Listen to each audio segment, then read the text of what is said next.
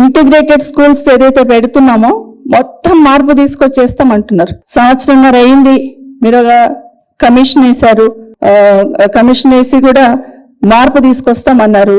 అసలు ఈ 1.5 year లో ఏం మార్పు తీసుకొచ్చారనేది స్పష్టం చేయాలని కోరుతున్నాను. అసలు ఏం విద్యాపరంగా ఎక్కడ మార్పు తీసుకొచ్చారు? మీరు తీసుకొచ్చిన మార్పు ఏంటి?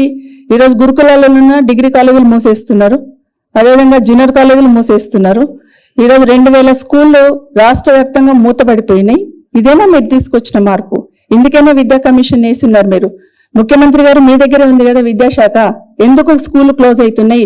ఎందుకు ఎస్సీ గురుకులాలలో ఉన్న ఇంటర్ కాలేజీలు కానీ డిగ్రీ కాలేజీలు కానీ ఎందుకు మూతపడేయాలనుకుంటున్నారు? దాని వెనకాల మీ ఉద్దేశం ఏంటి?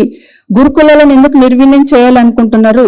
ఒక్కసారైనా గురుకులాల్లో చదువుతున్న బిడ్డలు పేద బిడ్డలే కదా అని ఒక్కసారైనా రివ్యూ చేసే ప్రయత్నం చేశారా? దాని వెనకాల ఏం జరుగుతుంది, ఎందుకు ఇబ్బంది అవుతుంది అని ఆలోచించారా? ఇవన్నీ ఆలోచించకుండా నేను ఒక 200